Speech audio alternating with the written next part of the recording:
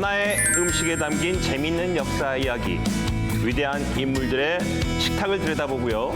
그들의 삶을 야사로 풀어봅니다. 음식과 역사의 신선한 만남.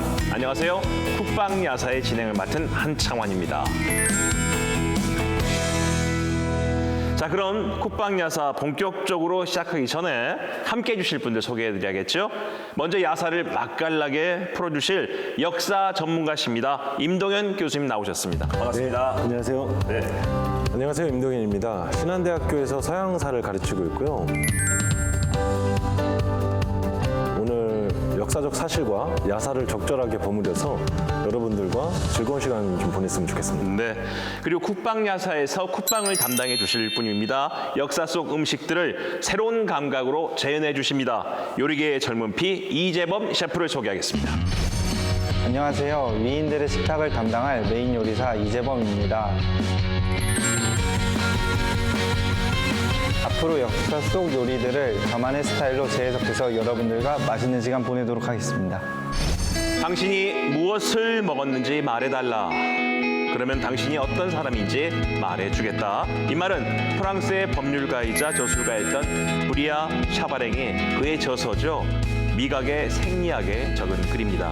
이처럼 하나의 음식에는요, 먹는 이의 삶뿐만 아니라 당대의 시대상과 사회상까지 담겨 있다고 합니다. 쿡방야사는 이런 음식을 소재로 역사적 인물들의 삶을 좀 더 야사스러운 관점에서 접근해 보려고 합니다. 맛있는 음식으로 기분 좋게 배부르고요.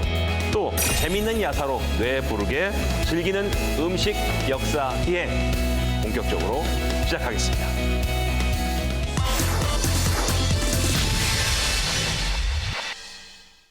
자, 오늘 만나볼 주인공 먼저 소개해 볼 텐데요. 임 교수님, 어떤 인물인지 힌트 좀 주시겠습니까? 네, 아마 전 세계에서 이 사람을 모르는 분은 거의 안 계실 것 같고요. 키워드를 좀 드리자면 전쟁 영웅입니다. 네, 전쟁 영웅. 그리고 모자. 모자. 이 사람이 쓰던 모자가 경매에서 고가에 낙찰된 적이 있습니다. 그 다음에 불가능과 관련된 명언을 남겼죠. 그리고 마지막으로는 제과점. 네. 전쟁 영웅. 제과점. 그렇습니다. 오늘 주인공 바로 나폴레옹이죠.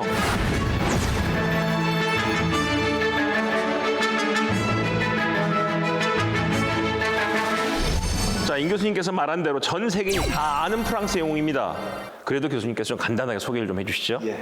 그 이탈리아계 프랑스인이고요. 프랑스에서 변두리였던 코르시카 섬 출신입니다. 군사적 재능이 굉장히 탁월했던 사람 같고, 이 군사적 재능으로 1789년 프랑스 혁명이 일어나죠. 그 이후에 정치적 혼란을 굉장히 성공적으로 수습을 합니다. 그리고 1799년에는 쿠데타로 통영 정부를 성립시키고요. 이후에 1804년에는 스스로 황제 자리에 오르게 됩니다.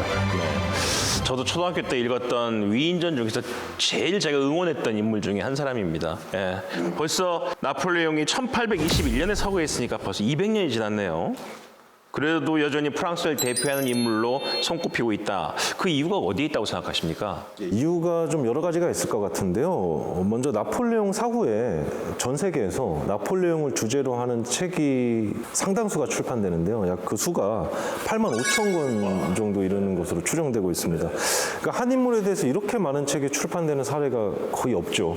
그래서 그만큼 나폴레옹이 다양한 시각에서 좀 연구의 가치가 있다라는 사실을 방증하는 것이기도 하고, 또 다른 한편으로는 오늘날 전 세계인들 가운데 상당수가 나폴레옹을 흠모와 동경의 대상으로 바라보고 있다라는 걸 보여주기도 하는 것 같은데요. 여러 가지 역사적 퇴행 때문에 부정적으로 평가하는 사람도 많습니다만은 그래도 프랑스 역사에서는 최고의 영웅이 아니었나. 자, 우리 프로그램이 쿡방야사인 것만큼 음식 얘기를 빼놓을 수는 없는데 황제, 전쟁 영웅, 역시 식사도 좀 화려하지 않았을까 이런 생각이 들거든요.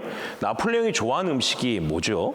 네, 말씀하신 대로 이제 나폴레옹이 당대 유럽에서 최고의 권력자였지 않습니까? 그래서 식사도 굉장히 화려했을 거라는 생각이 들게 되는데, 근데 실제로는 굉장히 간소한 음식들을 즐겼다고 전해집니다. 그 나폴레옹의 시종들 중에 생드니라는 인물이 있는데, 이 사람의 증언에 따르면 아침 식사로 화려한 요리보다는 그냥 뜨거운 수프와 삶은 소고기 한 조각, 을 더 선호했다고 전해지고요. 때로는 뭐 달걀이나 양고기, 커틀릿, 뭐 양고기나 닭고기 그리고 콩을 곁들인 샐러드 이런 것들을 먹는 경우도 있었는데 어쨌든 수프를 제외하면 아침 식사에 나오는 요리가 2가지를 넘지 않았다고 전해지죠. 세계에서 가장 미식을 즐기는 나라가 프랑스라고 하는데 거기서도 최고의 권력을 누리면서 이렇게 화려한 인생을 보낸 사람이 입맛이 까탈스러울 거다 생각했는데 그게 아닌 것 같습니다. 제 생각에는 아무래도 나폴레옹이 어렸을 때부터 군에서 경력을 쌓은 사람이지 않습니까? 육사 장교 출신이잖아요.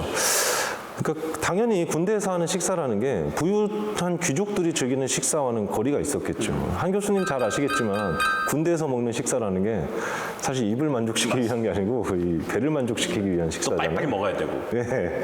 나폴레옹도 식사가 나오기까지 기다리는 시간을 너무 싫어해서 나폴레옹이 식사를 주문하면 요리사는 음식을 바로 대령했어야 했다고 전하고요. 요리사 입장에서도 생각해 봤을 때 이렇게 빨리 요리를 만들려면 화려한 요리는 좀 하기 힘들지 않았을까요? 예. 성격 급한 걸로 봐서는 거의 우리 스타일인데 나폴레옹이 자주 찾았던 혹은 특별하게 여기는 음식도 있었겠죠? 예, 사실 나폴레옹이 즐겼던 음식들에 대해서는 설이 굉장히 많습니다. 사람이 모든 게 설이야 그냥. 예. 왜냐면 유명한 인물과 관련된 설이 많아지는 건 또 당연한 일 아니겠습니까? 예. 그 여러 설들 중에 치킨 마랭고라는 요리가 있는데요. 치킨 마랭고. 네. 예, 이 요리가 나폴레옹에게 행운의 음식이었다라는 설이 전해집니다. 치킨 마랭고 닭 요리는 알겠는데 그게 왜 행운의 음식입니까? 예, 그 나폴레옹이 그 유명한 내 사전에 불가능은 없다 이런 명언을 남기면서 알프스를 넘죠. 그래서 이탈리아 침공을 단행하는데 그때 마렌고라는 지역에서 오스트리아 군대와 전투를 벌이게 됩니다. 뭐 처음에는 수세에 몰리기도 하는데 결국에는 6월 14일 전투에서 승리를 거두게 돼요. 근데 전투에서 승리를 거두고 난 후에 굉장히 배가 고파진 거예요. 그래서 요리사한테 음식을 빨리 내와라라고 주문을 했는데 당시 이제 전쟁터지 않습니까? 그러니까 보급이 원활할 리가 없었고 그래서 당시에 구할 수 있는 재료들이 뭐 달걀, 토마토, 가재, 암탉, 그리고 마늘 이 정도였고 활용할 수 있는 도구도 뭐 팬이 전부였겠죠. 그래서 있는 재료 가지고 요리사가 그 재료에 그 군인들이 들고 다니는 휴대용 술통에 그 브랜디를 담아가지고 다니잖아요. 그 브랜디를 넣어서 요리를 만들어서 대접을 했는데 이제 그게 치킨 마랭고죠. 나폴레옹이 전투가 끝날 때마다 이 요리를 찾았다라는 설이 있습니다. 마랭고가 지역 이름이군요. 예. 그 본다면 나폴레옹에게는 치킨 마랭고가 일종의 승리의 부적 같은 음식이 아니었을까 싶습니다. 국방 야사의 전담 셰프죠. 이재범 셰프가 200년 전의 음식 맛을 나폴레옹이 사랑했던 그 맛에 도전해 보려고 합니다. 이재범 셰프님 준비되셨습니까? 네. 치킨 마랭고는 쉽게 말하면 프랑스 찜닭 요리라고 할 수 있는데요. 이제 닭고기와 민물가재가 들어가는데 좀 생소한 조합 같아 보일 수 있지만 셰프의 관점에서는 맛이 없을 수가 없는 조합이라고 할 수 있습니다.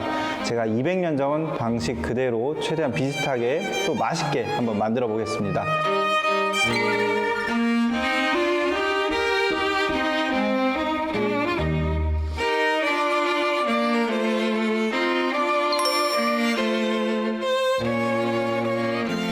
전쟁 중에 만든 요리라는 점을 착안해서 이제 한 팬으로만 조리하는 원팬 조리 기법을 사용할 것인데요. 잠시만 기다려 주세요.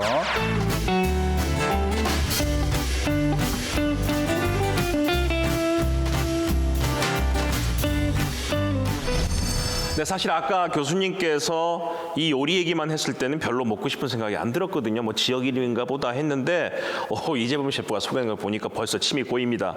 자, 그럼 치킨 마랭고의 맛은 조금 이따가 알아보도록 하고요. 계속해서 나폴레옹과 관련된 음식에 대한 야사들을 이야기해 보도록 하겠습니다. 나폴레옹 때문에 생겨난 요리도 있다고 들었습니다. 어떤 겁니까? 예, 뭐 여러 설들이 많은데요. 뭐 가장 대표적인 것으로 이 음식을 좀 들 수 있을 것 같은데요. 화면으로 좀 만나보시죠. 이거 오믈렛 아닙니까? 저도 호텔 가서 조식에 항상 이거 많이 먹는데. 예, 오믈렛 맞습니다. 사실 달걀을 풀어서 만드는 요리잖아요. 근데 이런 형태의 요리가 이미 고대 로마 시기부터 있었는데요. 그래서 오믈렛 자체를 나폴레옹이 만들었다, 뭐 이런 것은 아니고요. 전통적으로 프랑스에서는 행사장에서 대형 오믈렛을 만들어서 나눠 먹는 풍습이 있습니다. 이 풍습이 나폴레옹으로부터 유래되었다. 뭐 이런 설이 있죠. 그 오믈렛도 말입니다. 치킨 마련고처럼 승리의 부적 같은 그런 음식입니까? 예, 승리의 부적이라기보다는 단합의 상징인데요. 19세기 초에 프랑스 남부를 군대와 함께 행군하다가 나폴레옹이 베시에르라는 마을에 묵게 되는데 나폴레옹이 묵었던 여관 주인이 오믈렛을 대접합니다. 근데 나폴레옹이 오믈렛을 먹었는데 맛이 너무 좋았다고 그러죠.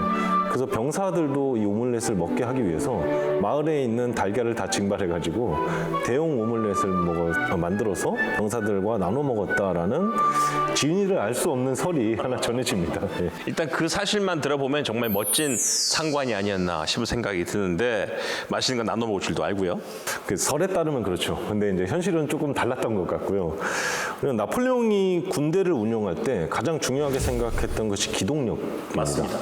그래서 빨리 이동하려면 기동력을 높이기 위해서 상당히 애를 썼는데 군대가 빨리 이동하려면 아무래도 보급이 간소화돼야 되겠죠.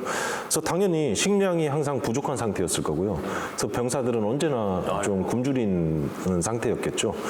심지어는 텐트도 안 들고 다니고요. 그냥 노천에서 나뭇가지 덮고 자고 이런 일도 있었으니까요. 네, 제가 멋지고 좋은 상관이라고 얘기한 거 취소하도록 하겠습니다. 병사들이 정말 배고프고 춥고 문제가 많았을 것 같네요.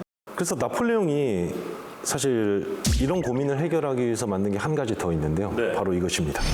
통조림 아닙니까? 아니, 저것도 나폴레옹이 만들었다고요? 예, 이거는 역사적 사실인데요. 나폴레옹이 통조림을 직접 만든 것은 아니지만 통조림이 탄생하는데 큰 공을 세웠던 것은 맞습니다. 나폴레옹은 휴대하기 편하고 그리고 장기간 보관할 수 있는 식품 보존 기술을 개발해 거액의 현상금을 걸었고 당시에 파리의 제과업자였던 니콜라 아베르라는 인물이 이 통조림의 원조가 되는 병조림을 개발합니다. 그래서 이 현상금을 타게 되죠. 당시의 병조림은 생선을 끓여서 병에 넣고 코르크로 밀봉한 다음에 다시 병을 가열하는 방식으로 만들었는데요. 어쨌든 그러니까 통조림은 처음에 전투식량으로 탄생하게 된 것이죠. 200년 전에도 공모를 진행했다. 대단히 놀랍습니다. 오늘 메인 요리가 치킨 마련고고 또 오믈렛, 통조림 모두 이 나폴레옹의 급한 성격을 다 검증해 주는 것들이 아닌가 싶습니다. 예, 세 가지 음식이 갖는 공통점이 전부 다 전투식량이라는 것이죠. 전쟁과 연관된 음식이라는 점인데요.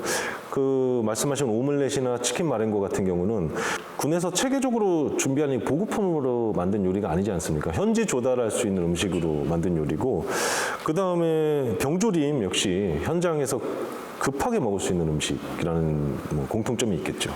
계속해서 우리가 비록 전쟁왕이었지만 사생활은 로맨티스트였던 나폴레옹에 대해서 알아보도록 하겠습니다. 그 전에 지금 벌써부터 맛있는 냄새가 이 스튜디오에 가득합니다. 자, 요리가 어느 정도 진행됐는지 한번 알아보죠. 이재범 셰프님, 치킨 마련고 잘 만들어지고 있습니까? 아, 네, 지금 재료는 다 볶았고요. 이제 와인 붓고 푹 끓이기만 하면 됩니다.